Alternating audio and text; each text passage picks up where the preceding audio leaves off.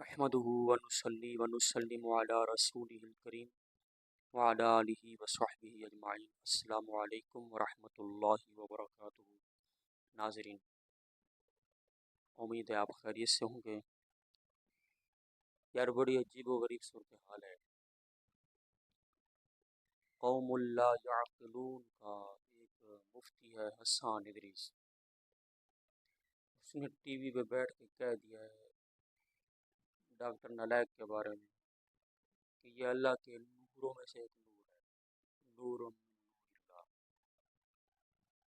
اور یہی قوم لا یعقلون ہے جو نبی کریم علیہ السلام کو نور من نور اللہ کہنے پر شرک کے فتوے لگاتے ہیں۔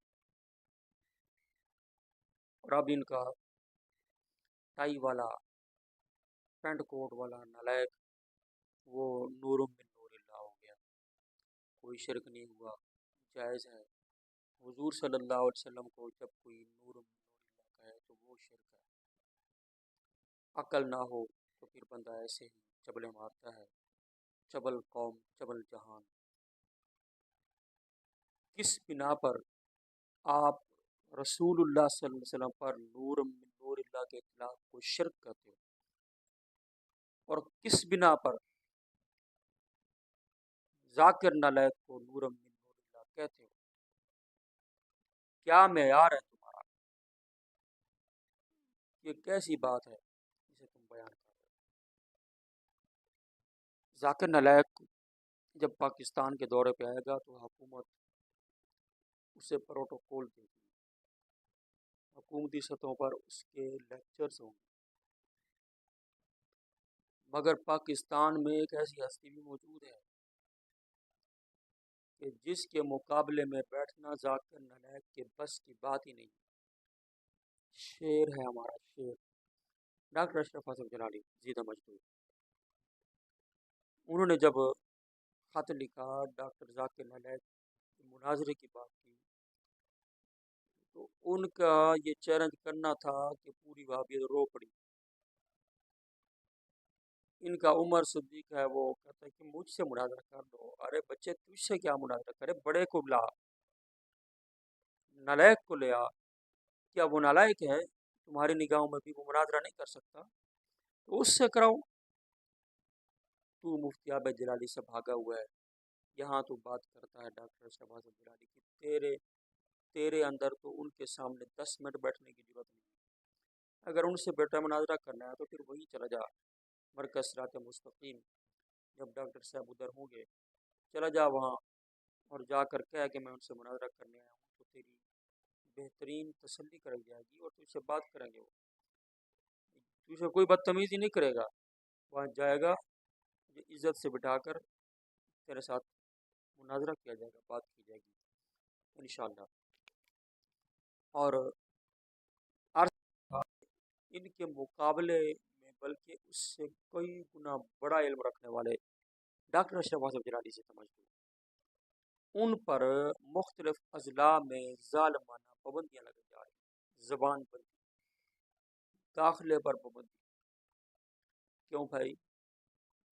یہ پاکستان ہے اور ڈاکٹر صاحب کو دہشت گرد ہیں؟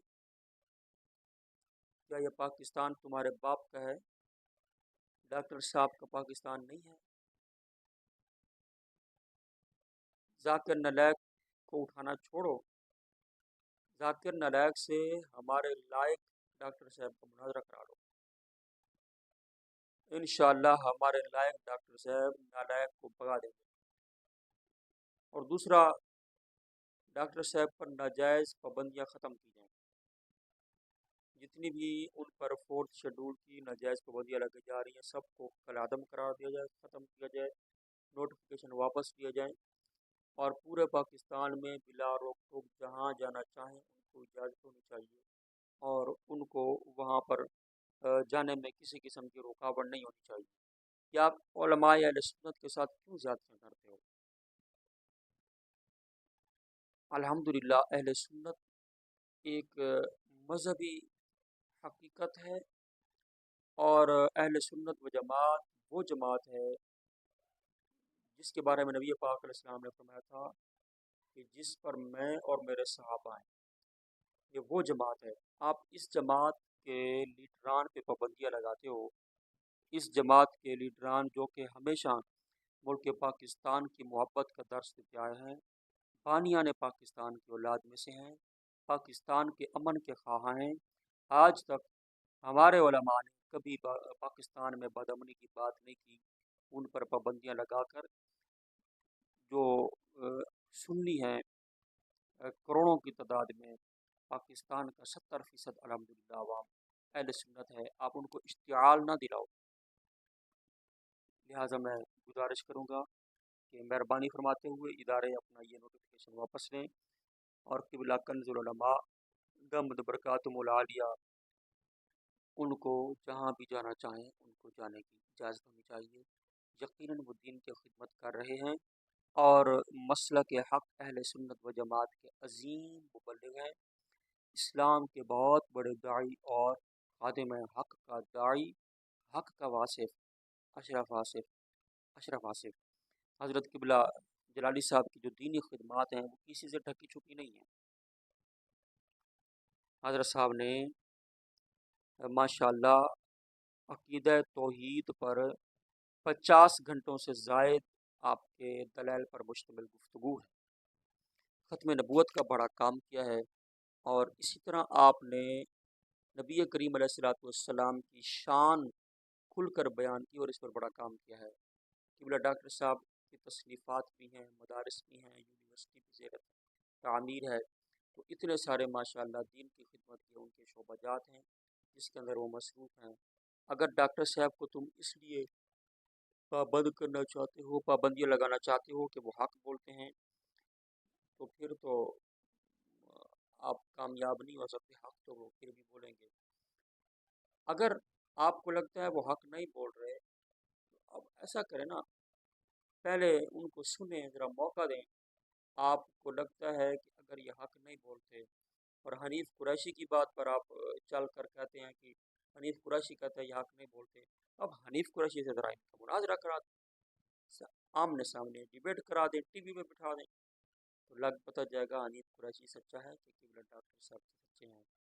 ڈاکٹر صاحب ہمیشہ سے دین حق کی خدمت کرتے آئے ہیں، کرتے رہیں گے۔ انہوں نے دین اسلام کی خدمت کو روزی روٹی کا بالکل ذریعہ نہیں بنایا، بس یہی ان کا وہ مقصد رہا ہے کہ اعلیٰ حضرت رحمۃ اللہ تعالیٰ علیہ جب ان کو کہا گیا کہ نواب نان پارا جو ہے اس کی شان میں کوئی قصیدہ لکھ دیں، تو انہوں نے کہا تھا کروں مدح اہل دول رضا، پڑے اس بلا میں میری بلا، میں گدا ہوں اپنے کریم کا، میرا دین پارا ہے ہمارے